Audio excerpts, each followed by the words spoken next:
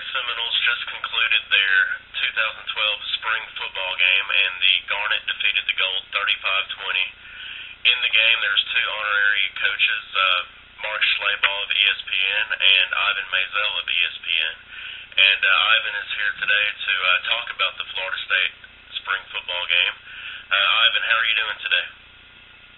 I'm good, Dan. I must say that I was coaching the Gold team, which came out on the short end. However, and this is a very important however, Schlabach and I each called a series of plays against each other, once in each half. And I came out ahead on each of our individual series. So we both had something to brag about afterwards. Well, that's all that counts, right? I mean, it is April football, so we'll take it for what it is. Let's talk about this Florida State team. Year number 2 for Jimbo Fisher. James Wilder Jr., a guy that stands out. He was a big-time recruit. Georgia had a chance to get him there at the end. 11 carries, 32 yards. What was your impression of seeing him going through the spring drills and the spring football game? Well, he's an interesting case. Dan, he's been there a year.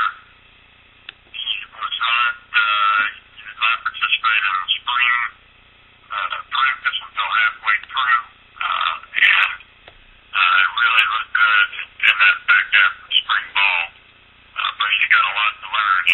What's interesting is that there are some really talented young guys like James Wilder, like wide receiver Kelvin Benjamin, and if they can unlock that potential quickly next season, then this team is going to contend for a national championship. They've got a lot of pieces in place around the field, but these guys like these two, and they're not the only two, but guys like these two are they can bring up in a game, and if they can develop quickly, Florida State will return to the national scene. Also, I meant to say Jimbo, this is his 3rd season at Florida State for taking over the legendary Bobby Bowden. But getting back to the team, E.J. Manuel, 28 of 51, 255 yards, 2 touchdowns. Talk about E.J. Do you think he's progressing? Do you think he's understanding the system? Do you think he is the guy to lead Florida State, not only to just national championships, BCS burst, but, get Florida State back in the top 5, top 10 after every single season? Well, he's the starter. They've got 3 very good quarterbacks. Clint Trickett came in when Manuel got hurt last year, did a nice job until he had some health issues, which have been since been diagnosed and corrected. But I like E.J. Manuel. I think he's a talented guy and a good leader. He did not have a great spring game, but he was operating with half the deck, and the consistency, developing an offensive consistency when you only got half your players, and you got coaches calling plays that aren't used to calling plays. It was the more important thing to take away from spring is that he's ready to go. He's progressed over the course of the spring, and have a lot of players on this team. Well, it looks like he was running back by committee for Florida State in the spring football game. Do you think they're just not sold on a specific one running back to start first game? No, I think it's. I don't think there's a bell count back in that yet. But they got. There were several players held out of the game all over the field. They had to take that into account. Lonnie Fryer is a dependable fullback.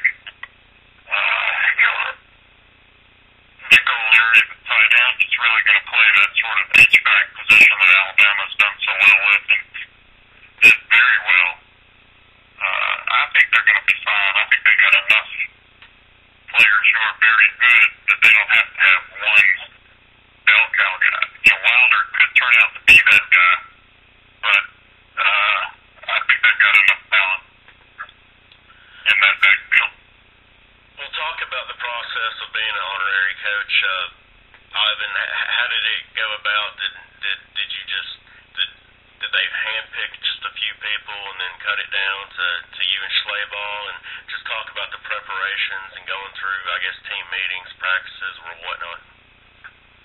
Well, this was actually something that Mark had the idea to do, and that Jimbo saw the fun in it.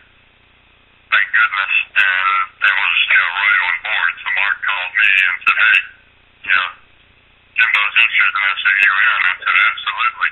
And now, that said, our schedules, Mark's schedule and my schedule, we couldn't get down there until Friday. So they had seniors were divided up. I'm not sure who divided them up.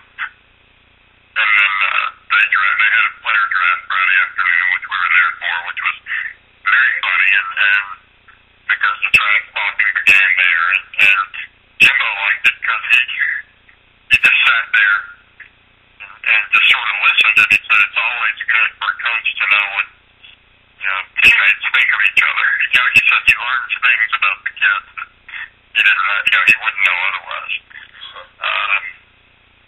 And then the ground rules, as I mentioned a few minutes ago,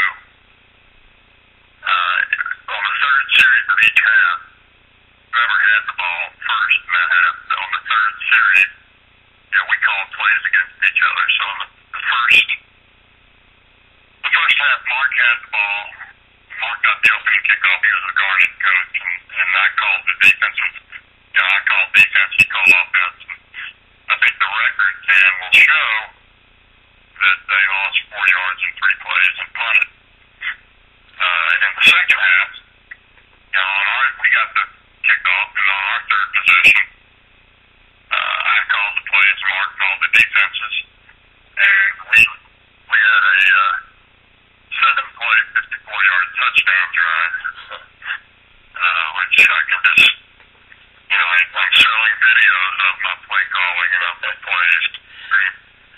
I'm kidding, of course, but it was, that made it, we each had a little something to tease each other about, because they pulled away from us in the second half, won the game rather easily, and it was great fun. It was interesting just to be on the sideline and see how many moving parts there are in a football game, and how many, how precise everything has to be for a team to operate well. They're shouting on third down. They're shouting for a particular punt team to be ready. Depending on what kind of punt they're going to do.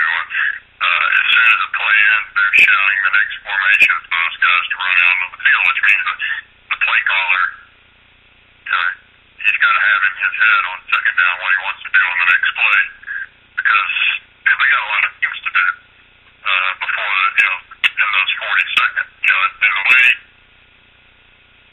way we called, I can't speak for Mark, the way I called the play is I stood, Damian Craig was called the plays on our team, the quarterback coach, and I would say to him, this is what I want to do, throw it in the left flat, and he would say, okay.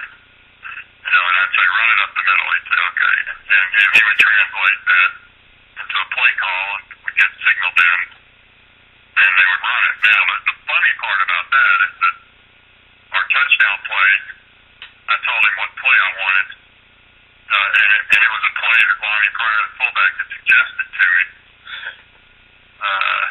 And of course, it would feature Lonnie Pryor, because that's what players do. But he was confident in it. That was good enough for me. Did he score a touchdown on that play? Well, he did not, because that was the play that was signaled in. But DJ Manuel says that Kurt Kennedy, the quality control guy who signaled in, that's not the play he signaled in. I think Kurt said it was the play he signaled in, but DJ called a different play. So it was, that showed, what I was talking about earlier, the moving parts. I was really excited because that play Lonnie had given me had scored the touchdown, but it turned out that's not what EJ ran, which was pretty funny. So, what I took away from that is that the next time, we talked to our coach about the great play calls and what happens on the drive. I'm gonna be a little more skeptical, because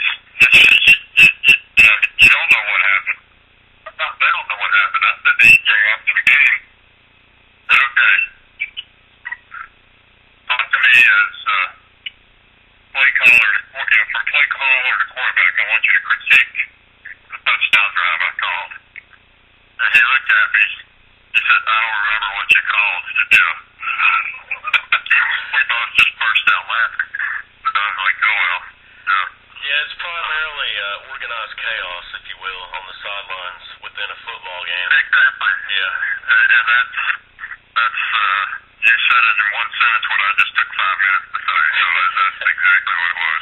Well, you brought up one individual I was going to ask you about. Of course, I'm in Birmingham, Alabama. He's a popular name here. I think he played for Auburn, 1997 against Peyton Manning in the SEC championship game. Damian Craig. Talk about his coaching abilities and the strides he's making as the quarterback's coach. Well, yeah, Damien is obviously they've got Damien's two jobs are quarterback coach and recruiting coordinator, and maybe it's no coincidence, but they've got as good as 3 quarterbacks as any school has in the country.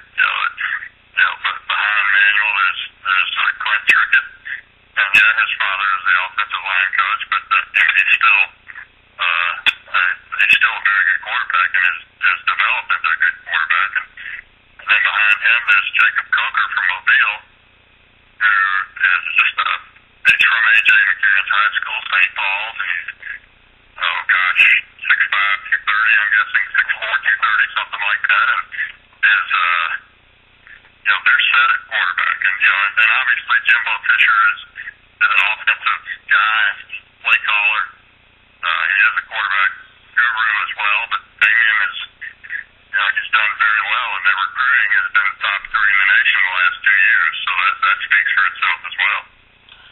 Well, Ivan, I guess you can submit your resume and your game tape to Arkansas. Maybe you can become the next head football coach in Fayetteville. Well, they have an opening, and I really can't comment on. Let's just say, Dan, what do we always hear? I haven't been contacted. Yeah, that's what they always tell us. Yeah. Well, I know you. That's true. Right. Well, I know you have a busy day ahead of you, and thank you for taking a few minutes to talk about the Florida State 2012 spring football game, and we'll definitely see you at SEC Media Days in July. Okay, Dan. Thanks a lot. All right. Thank you.